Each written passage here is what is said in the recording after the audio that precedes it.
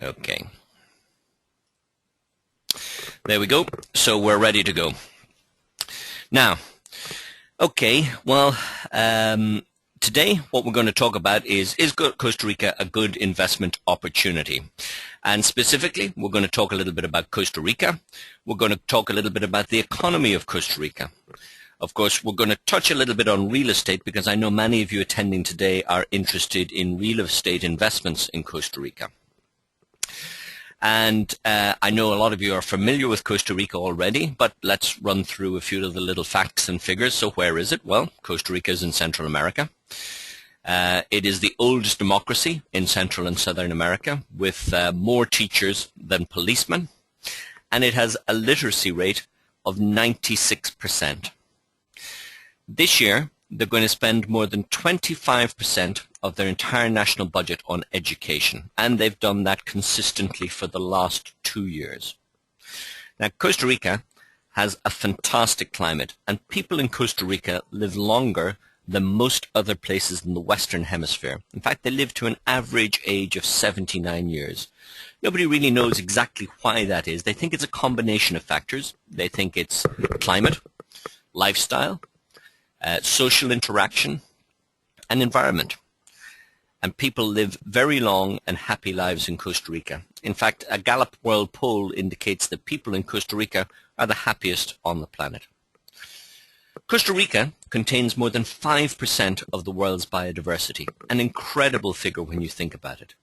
That's 1 in 20 of every living thing on this planet lives in a tiny little country in Central America, and that country is Costa Rica.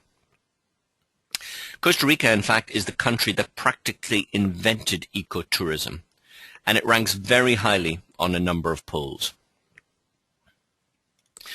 They're now ranked 3rd in the world in terms of environmental performance. 2 years ago, they were ranked 5th in the world. And they're improving all the time, and they plan to be number 1. Now, that study is carried out every year by Yale University, and that study will be out again this year. So it'll be interesting to see how they improved. 2 years ago, they were 5. Last year, they were 3. They aim to be number 1. Let's see how they go. Costa Rica is ranked number 1 in the Happy Planet Index. And that's a study that's carried out every year by the NEF Research Group. And basically what it measures is how happy a country is in comparison to the damage they're doing to the environment in pursuit of that happiness. The bottom line with Costa Rica is they're very happy people and they do very little damage to the environment. Now, at this point in the webinar, I'm going to play a short clip from one of the representatives of the NEF Research Group, and he's going to talk about this particular index. Now, because I'm playing a video, it may come across as a little jerky on the screen, but it's more important, of course, that we hear what he's saying rather than just see his image. But I will send this video out to everybody after the webinar as well. So let's jump right in and let's play that video.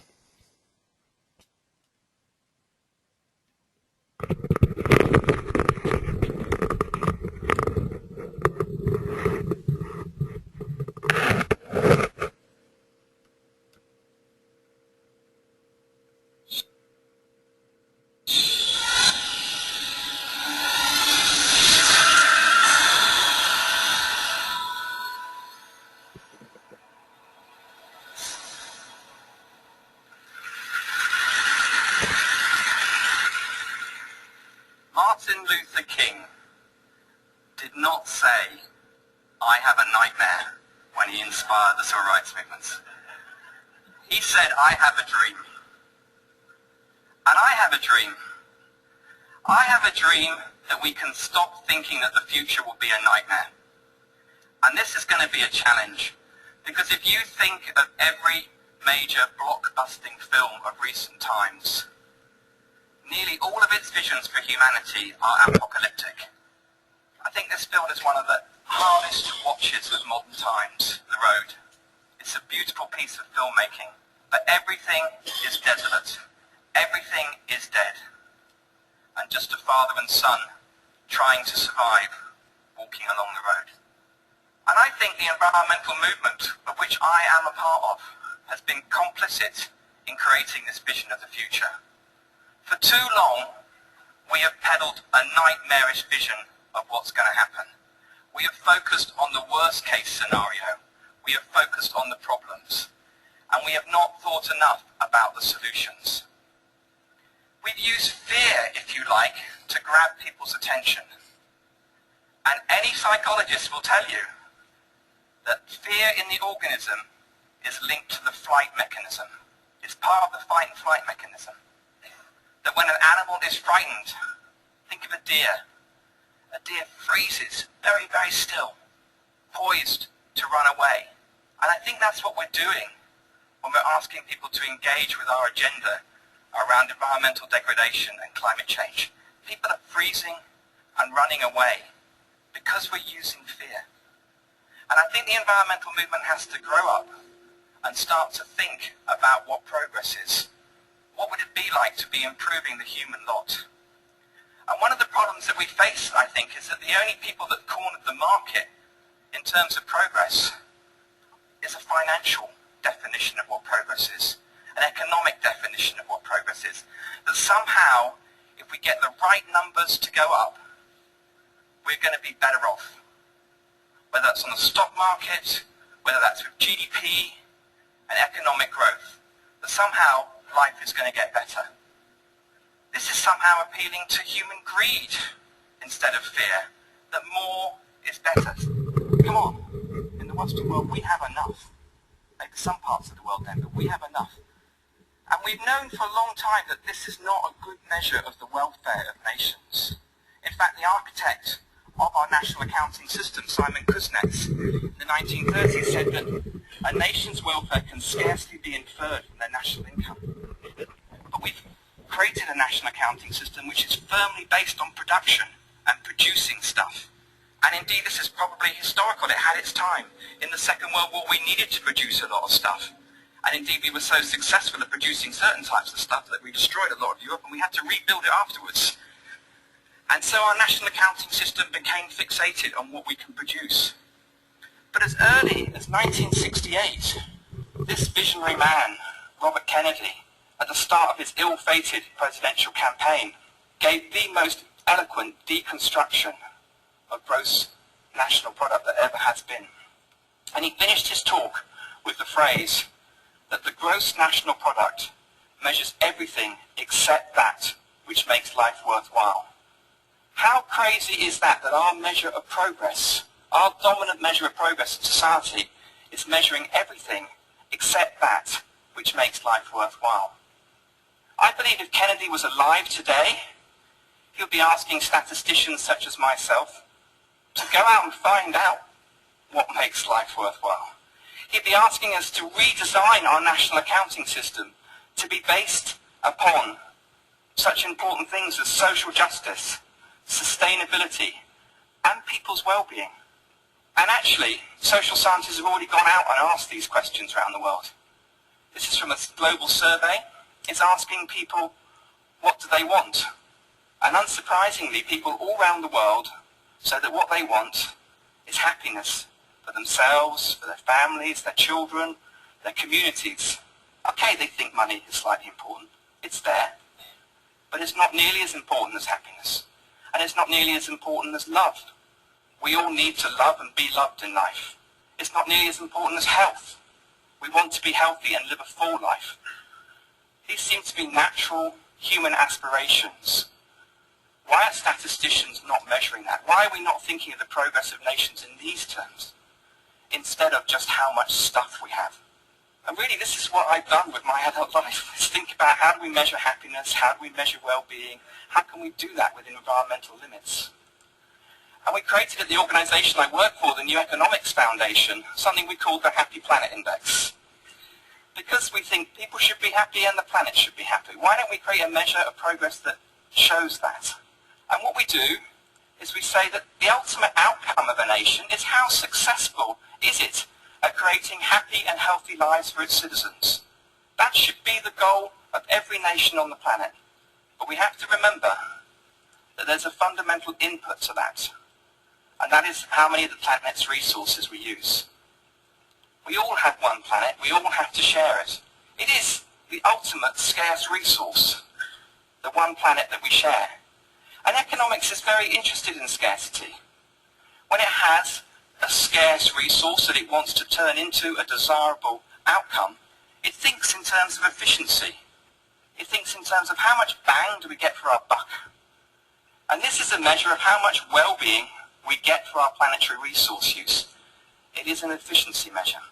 And probably the easiest way to show you that is to show you this graph. Running horizontally along the graph is ecological footprint, which is a measure of how much resources we use and how much pressure we put on the planet. More is bad. Running vertically upwards is a measure called happy life years. It's about the well-being of nations. It's like a happiness-adjusted life expectancy. It's like quality and quantity of life in nations. And the yellow dot there you see is the global average. Now there's a huge array of nations around that global average.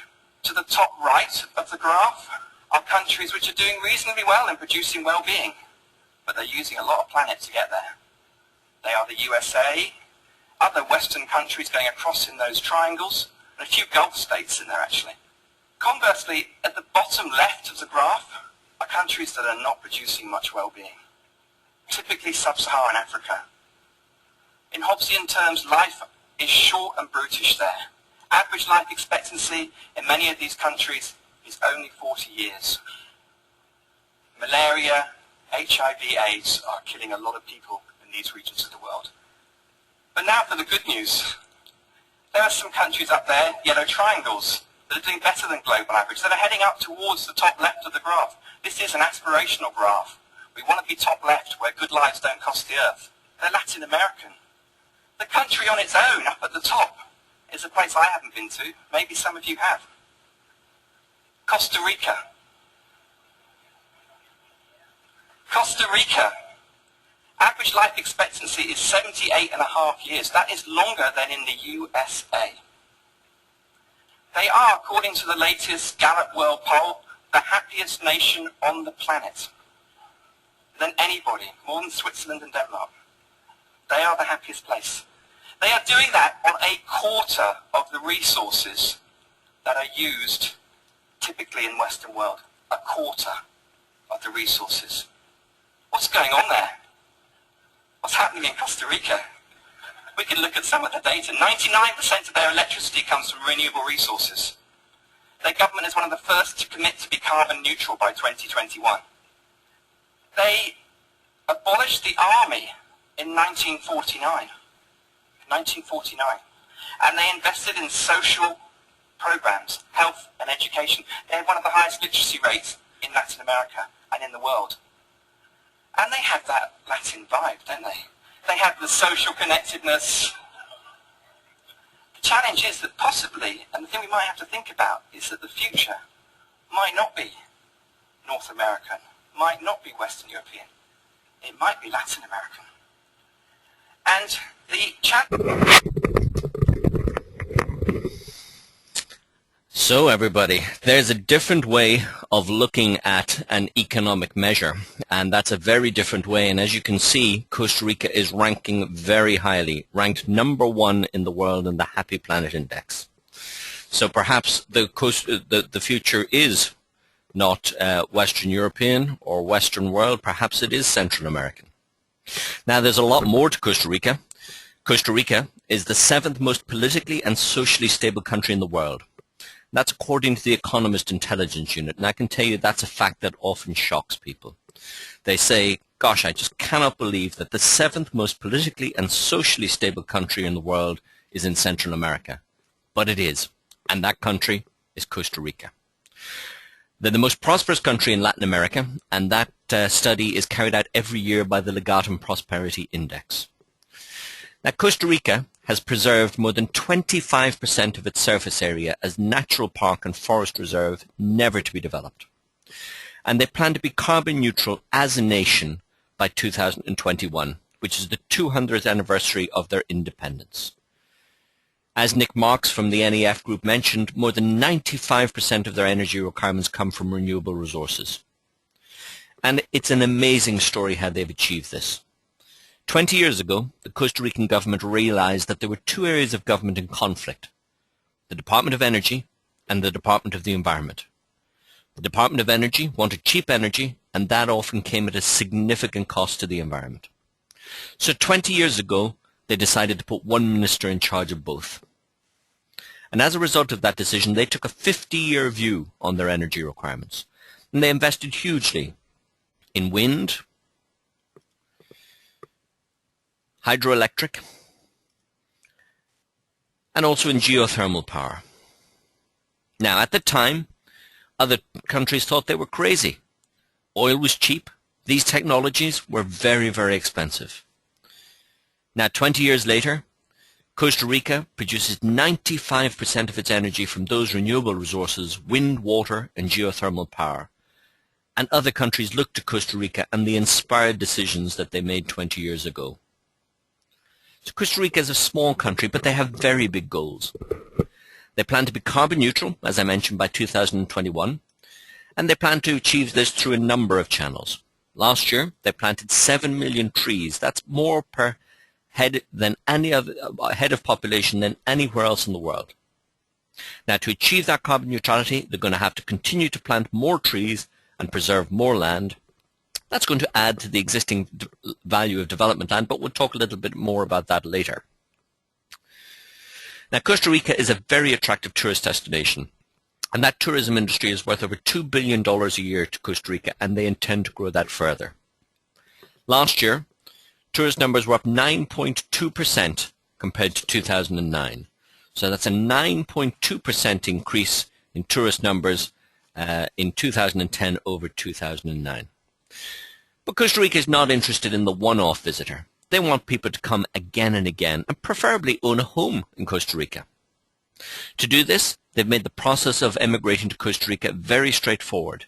And you and I have the same land and property ownership rights as a Costa Rican citizen. And that's enshrined in the Constitution. You can own, buy and sell property without restriction or the need for local partners. And this makes Costa Rica very, very different to many of its neighboring Central American countries. More than 1% of the population of Costa Rica is already North American expatriates and retirees. And why are they looking to Costa Rica? They're looking for a lower cost of living, safety, security, great healthcare, and a fantastic climate.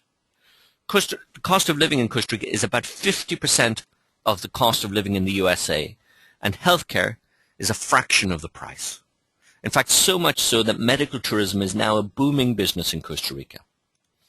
Imagine that, living in a beautiful climate in a safe place with great healthcare for a fraction of your current cost of living. But Costa Rica is also looking elsewhere to generate revenue, and it's looking to high-tech industry. A combination of lucrative tax breaks, a highly educated workforce, and low labor costs has successfully attracted many, many multinationals. And why are they looking to Costa Rica? Well, because it's very business friendly, and it's a tax haven not only for companies but for individuals as well. So all of these companies that you see here have seen the opportunity in Costa Rica, and all have their Central and Southern American headquarters located in Costa Rica.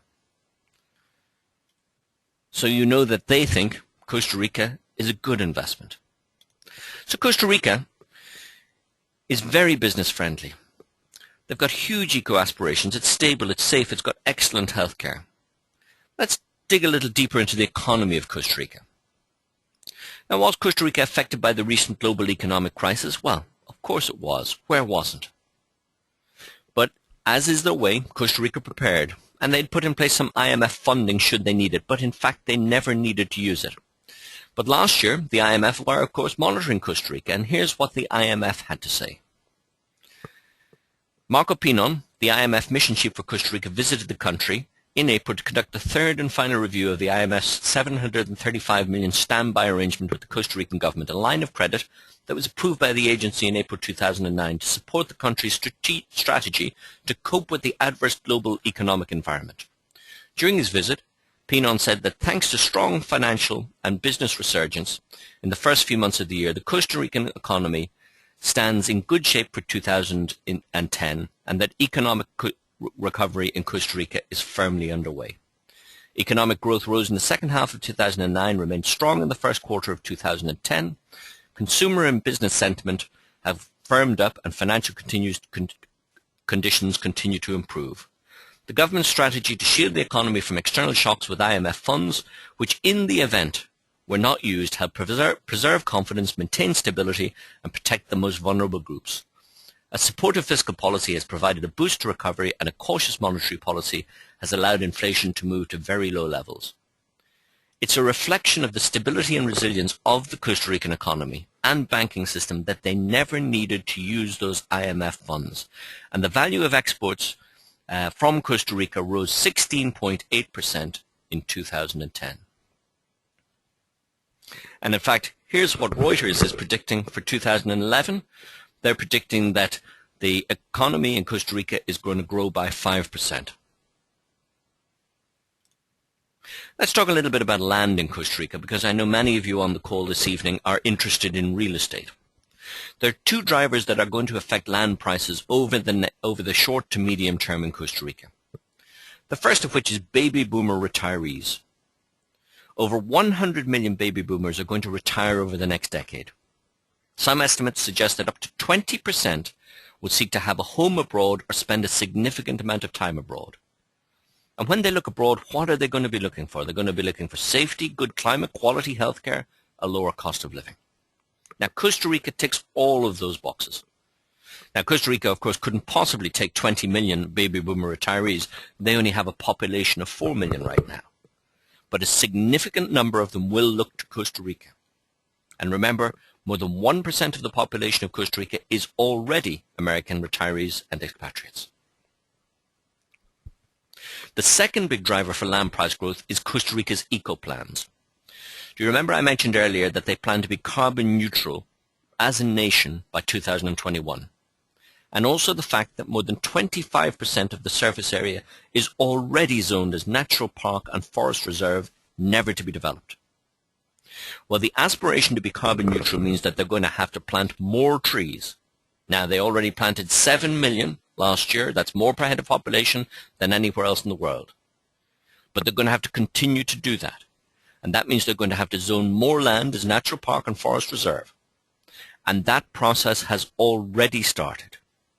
And Costa Rica has increased the amount of preserved land from 25% to 26% literally over the last couple of months. They secured funding to buy up a further 1% of the country, and that process is going to continue.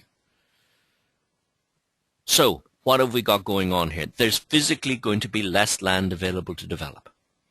So we've got increasing demand and reducing supply. Of course, when it comes to investing in land, there are three things that are absolutely vital to continue, and that's location, location, location. So, Costa Rica has huge eco aspirations, a growing economy, very lucrative tax regime, a highly educated workforce, increasing demand for land, and reducing supply of development land. So back to the question at hand. Is Costa Rica a good investment opportunity? Well, I certainly believe it is, but of course it's up to each and every one of you to make your own decisions. Now, we do have a few minutes to take a couple of questions, and I will just shrink down my screen, and if you have any questions that you'd like to put to me about the economy of Costa Rica and whether you feel or what my views are or whether I think it's a good investment opportunity, please feel free to do so. There is a little control panel on the right-hand side of your screen, and in that control panel there's a little question area there, and you can type any questions that you've got there and just throw them at me, and I will get to as many as I can. Okay, I see a couple of questions have popped in here. Let me just bring them up. Okay, first question is which area of Costa Rica is the best to invest in? Well, that of course is a little too general to answer. It depends really what you're looking for. There are areas of Costa Rica that I believe are going to see strong price growth in the short term, and there are areas of Costa Rica that I believe are going to see strong price growth in the medium to long term. And I also think there are some areas that are going to see no price growth. There are a number of issues to consider whenever you're considering a land or a property purchase, and location is what you've always got to consider. What I spoke about during the webinar are some of the large demographic drivers that are going to drive land prices generally in Costa Rica. But of course, with a particular location, you have to look at the local drivers. The local drivers will be things like access. Is the area accessible? If it's not accessible, even the most beautiful area on the planet is going to have very limited value. If you can't get to it, or it takes a very long time to get there, that's one issue to take into mind. The next issue are access to other facilities. So is the area in question close to other facilities? Can you get access to to shops, to restaurants? That adds significant value. Of course, view, beauty. Does it have sea views? Does it have mountain views? Is it a flat plain looking area? These are all very important factors.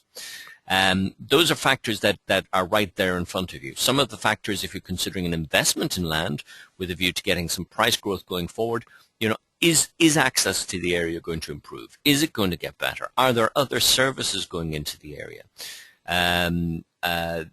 Are there factors around development factors? Is there development activity in the area? These are all things that are going to drive land price growth.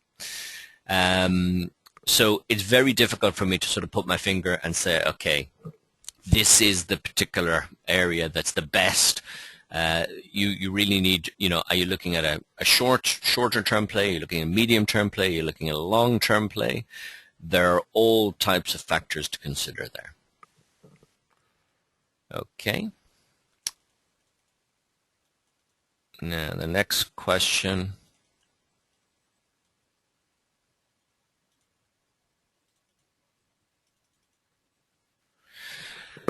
The next question we have is, does the Costa Rica government have a retirement scheme for pensioners?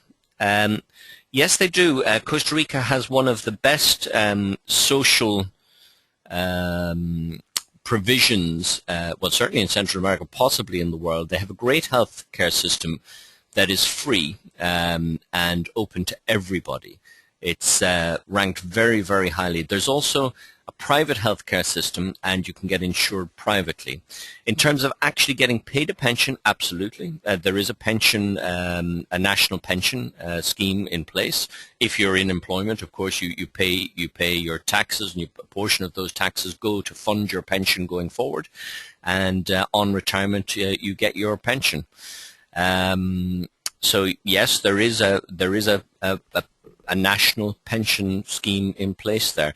Expatriates, one thing to be aware of, expatriates and retirees to Costa Rica can also avail of those healthcare services. The cost to avail of the public healthcare system is about $50 a month per person, as a round figure. Private healthcare is a little more expensive than that, but if you retire to Costa Rica, you can avail of that public healthcare at a very low cost. The other thing to be aware of is that if you're planning to retire to Costa Rica, if you're over the age of 60 and in receipt of a pension of more than $1,000 per month, then you effectively automatically can get a residency in Costa Rica. The advantage of having residency in Costa Rica is, of course, you don't have to apply for a visa when you're going in and out. You can stay year-round. You don't have to exit the country. And you have all the same access to all the same benefits that the Costa Rican has, with one exception: you can't vote in the elections. That's the only difference. If you're under the age of 60, there are various ways of getting residency in Costa Rica. You can invest and get an investor residency. You can be employed by a company and get an employee residency. You can start a business there, and there's a method for doing that. There are a whole range of methods of getting residency. As I mentioned, really the advantage of residency is you get access to all the benefits that a Costa Rican citizen gets, and you don't have to apply for a visa, and you're not limited to spending 90 days. But many people who spend a significant amount of time in Costa Rica, what they tend to do is that they use the 90 days, so they would go and stay for a couple of months and then maybe pop back to the States for a week and come back down again for another 3 months. So that's the way many people mention it. That's the way many people manage it. My apologies. Okay. The next question that I've got is, what opportunities do we specialize in? Okay, well, we specialize in development land and ecological. Our speciality is that we take development land and we have high-yield agricultural commodities growing on it. Our current two projects are Nature Walk, which is development land in a beautiful location close to Jaco, overlooking the Pacific Ocean, that has teak growing on it. We've just completed the master plan for that property, and we now have a 160 condo hotel planned to go on there. It's a very ecologically friendly, sustainable community that's being developed there. Very interesting opportunity. And as I mentioned, the land has the added advantage of teak growing on it. Our other opportunity is in the southern zone in Costa Rica, and it is again development land, and it has the valuable commodity of jatropha and maca uba growing on it. Jatropha and maca uba produce biofuels, and the biofuel provides a yearly income whilst you get, so you're getting income from the biofuels and a capital appreciation of the land over time. They're two very different opportunities. In the close to Jaco, we were going to see strong price growth really in the short term because of all the development going on the rest of the site with the condos. It's got access to the facilities of Jaco. In the southern zone opportunity, that is more a medium-term land play, because there are a couple of very large projects happening in the southern zone. The first of which is the expansion of Palma Sur Airport. Palma Sur Airport is being expanded to allow international flights to land. That process will take place over the next couple to 5 years. And also there's a very, very large new hydroelectric dam project going into the southern zone. In fact, it's the second largest capital expenditure program ever in Central and Southern America. The largest ever was the expansion of the Panama Canal. This is the second largest ever. And it's a huge dam that will provide additional electricity not only to Costa Rica, but also to its neighboring countries. So it's a very, very large project indeed. And with that project is coming significant infrastructure improvement in the area. So the southern zone is a very beautiful area. It's currently, relatively speaking, quite inaccessible. But with the international airport, or the arrival of the international airport, and the improvement of the other infrastructure because of the dam going in there, we believe we're going to see very strong price growth in the medium term for the land in that area. And of course, meanwhile, you're still getting your income from the biofuels. But that's those opportunities in a nutshell. Very brief synopsis. Okay, how safe is Costa Rica? Well, okay, Costa Rica is a very safe country. They have more teachers than policemen, which is a reflection of how safe it is. They have no army. They abolished their army in 1949. There was a civil war, and at the end of that civil war, the incoming government, or the winners, I guess, said that they would never use their army against their people again, and so they abolished their army. And of course, because they spend so little on military expenditure, that gives them a huge additional budget for spending on better things like education, for instance.